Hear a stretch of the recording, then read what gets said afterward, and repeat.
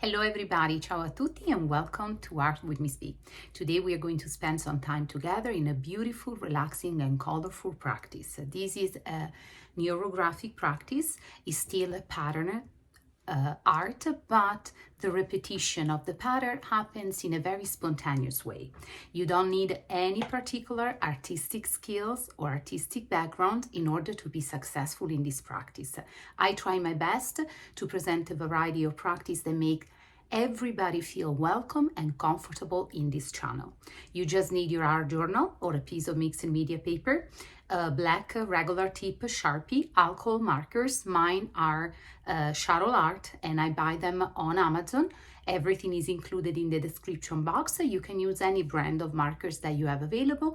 And even if you don't have alcohol markers, you can use regular markers. I will explain you a little more about the activity as we start. So now I'm gonna switch the camera and we can immediately jump on this activity that hopefully is going to make you feel stress-free, way more relaxed than you were maybe at the beginning or before doing the activity, and will kind of create a beautiful deep inner connections between you and the element of lines and colors. So I'm switching the camera and we can start. Ciao.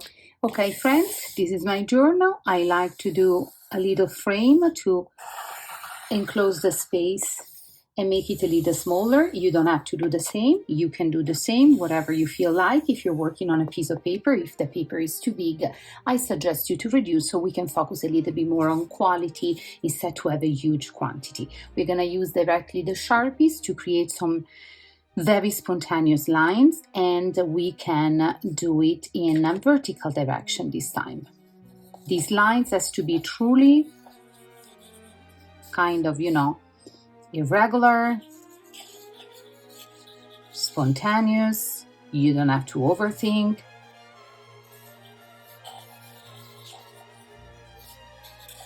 They can refer to each other a little bit, for example, mirroring each other, but not exactly. So please just go slow enough for you to be able to direct the marker, direct your hand, but don't overthink, be very, very spontaneous.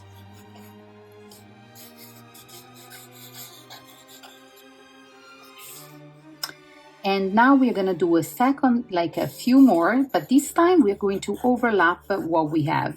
Not everywhere.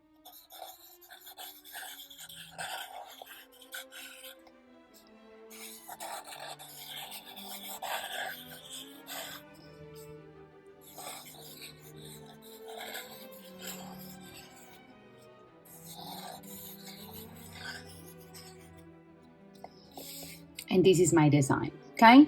Take a moment. Now with the same Sharpie, or maybe if you prefer, we can use also an extra fine, let me see. Everywhere we're going to kind of highlight, if we can say that way, everywhere the lines intersect by doubling the thickness of the black line.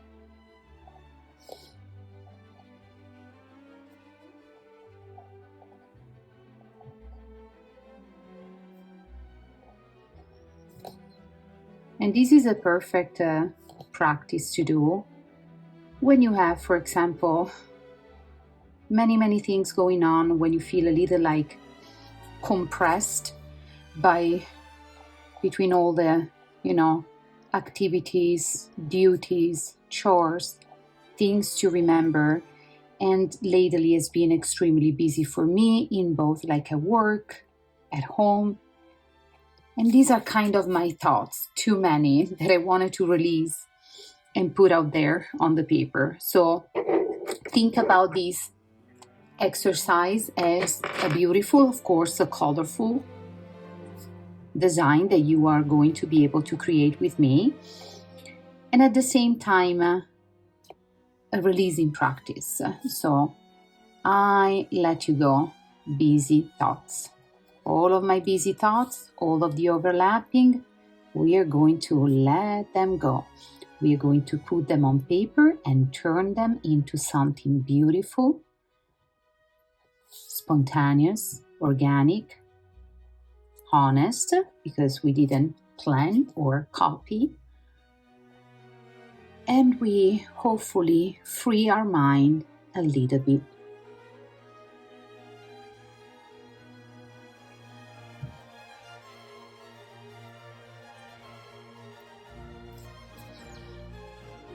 Make sure that while you do this practice with me, you are in a comfortable position, in a nice, comfortable, and hopefully cozy space in your home or in your studio. Maybe you're doing this practice all by yourself. Maybe you are guiding somebody else in the practice of letting it go, releasing, and at the same time kind of cleaning up the fog in our mind.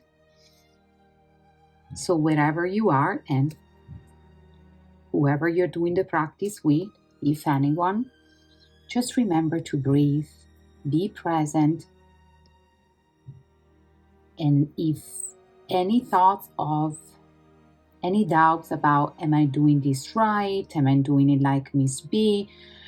I don't know if it's going well. Thoughts like this, when they come up into your mind, please identify them.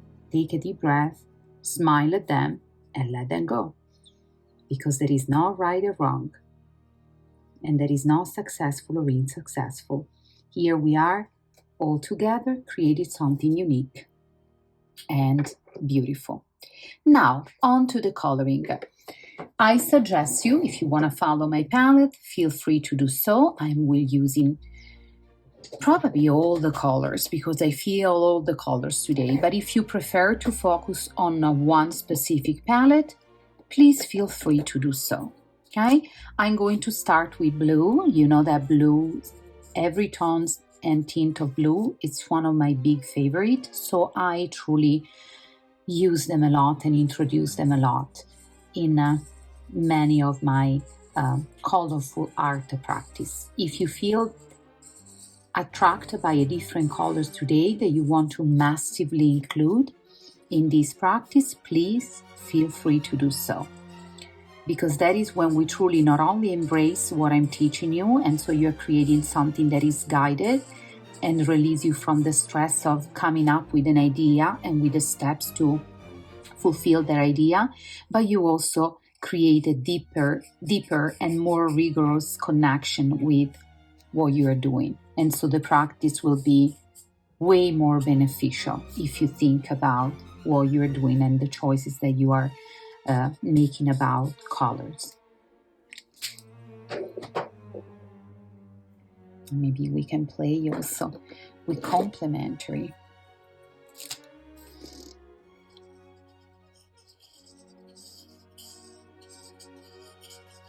And this type of practice are truly like a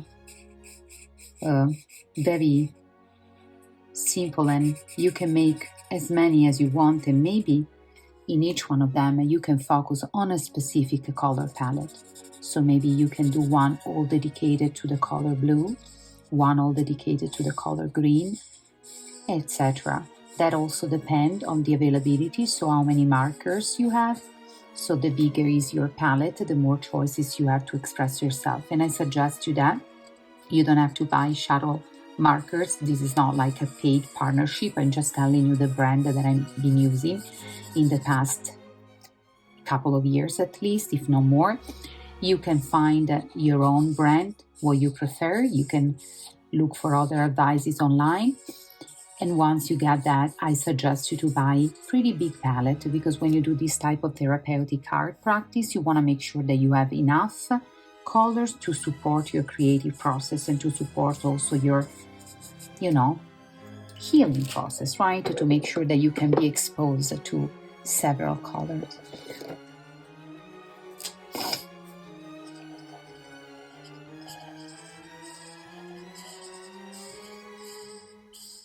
For example, I could really immerse myself in this color and stay there, just there, because I truly, truly love it.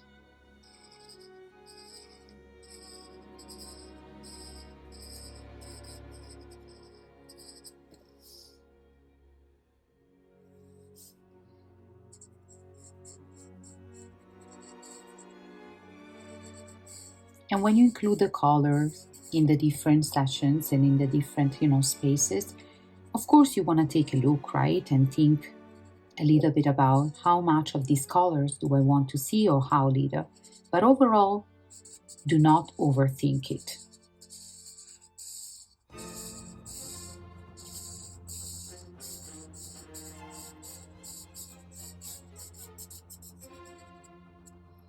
Because if you do this selection in a spontaneous way, then you will always you can look at the project once it's done, and you can reflect about why did you pick some colors and why some colors are next to other.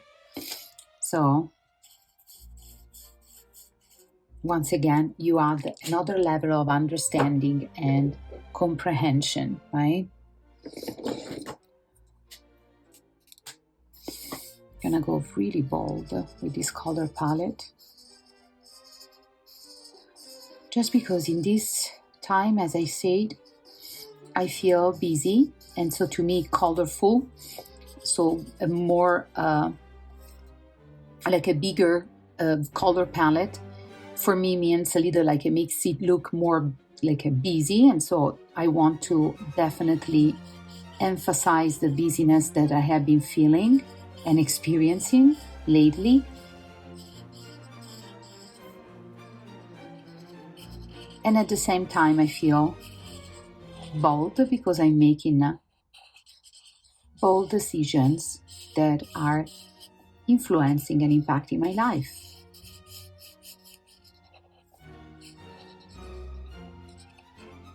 And a little bit loud, not because of the volume that I used to speak, but because of the content of the things that I say.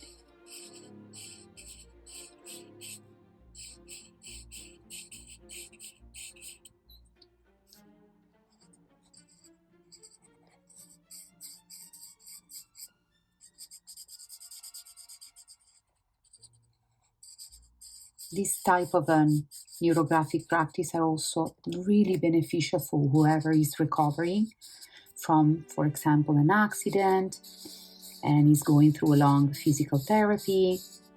Mostly if the therapy regards your wrist, your hands and fingers, like it happened to me when I fell back in December.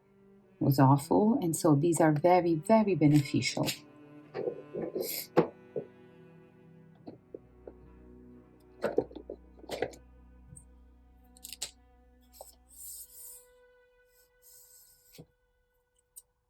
Probably I'm gonna go this with a chisel tip.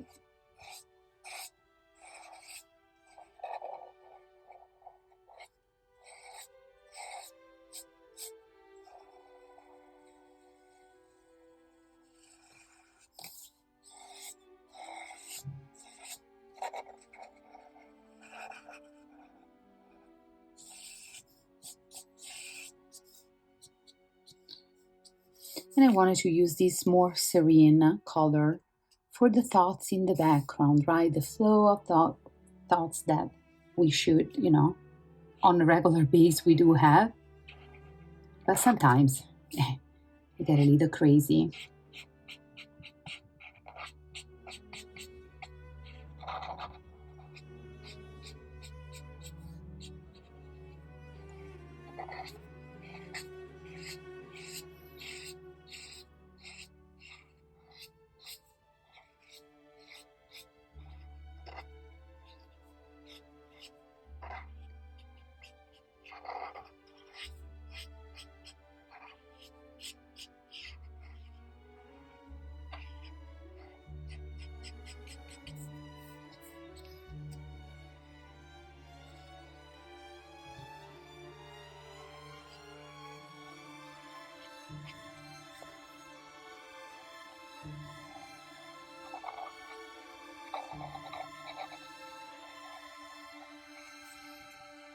And by using some primary and secondary colors, so brighter and more intense, and next to instead the delicate tint, such as this very light lilac pink or extremely light violet, I feel that gave us a beautiful contrast, and we find a balance in this contrast when we have, like in life, something that is soft and calm and suggest different type of mood and feelings compared to something that is, it could be defined as loud, bold, vibrant, energetic.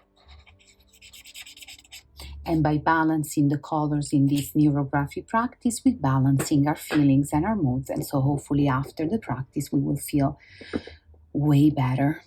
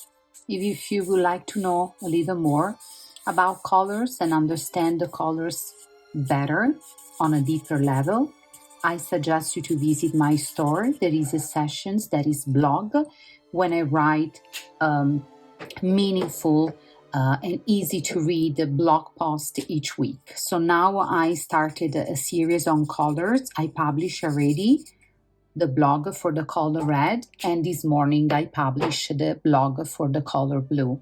And they are very short, 4 or 5 minutes reading with, references and citations, but also very light and easy to read.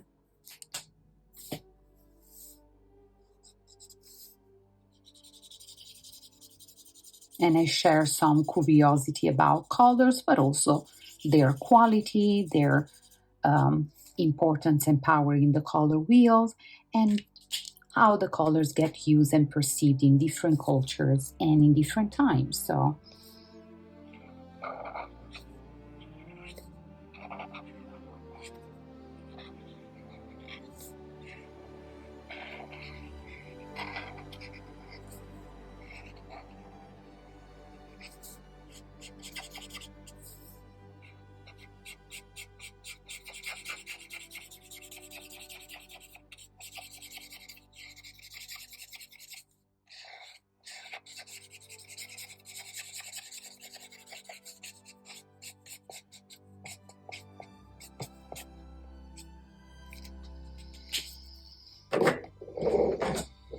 And now the final should be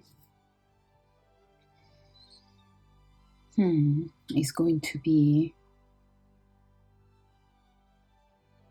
something that describes my personality and includes green and blue, which is a turquoise.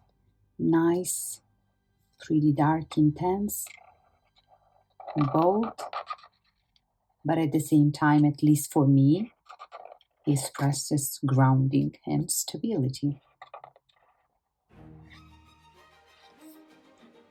So to you, my beautiful dark turquoise, actually just turquoise because the dark it will be even darker, I reserve this last space in this design. And this design became a map of my thoughts. How do they intersect, connect, overlap, and find order again?